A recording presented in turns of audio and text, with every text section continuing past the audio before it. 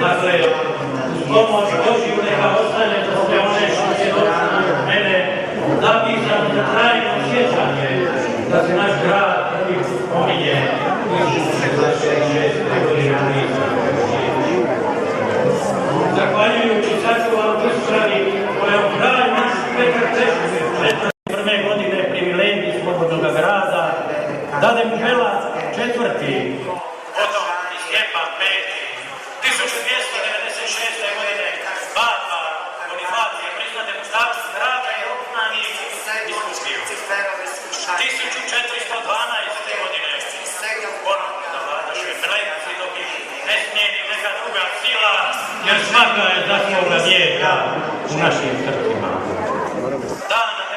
mjeseca oktobra u budućnosti rujna, prvoga dana velikog zajma u gradu Šibeniku ljeta gospodnjeg 1435.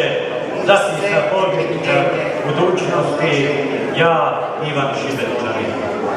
Eto, to je naša povijest. Radovi i pošast do danas, vrijeme i rastezljivo i sažimajuće, zapravo ga i nema i ima. Reći će jednoga dana, prema mojim vizijama, jedan nepočešljani alhemičar. Stoga ćemo se mi sada slobodno vratiti u 1304.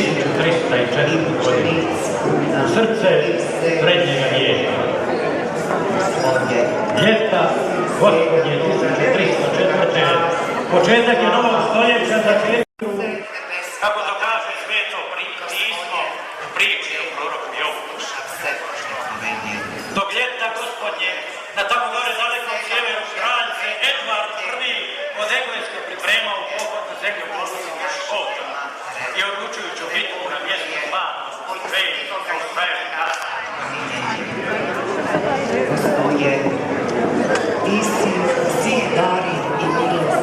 Dok ljeta gospodnje udružiše se pomorske sile holandske i francuske, te svojim flotama združene potopiše flotu flamandsku i zauzeše ih posjede.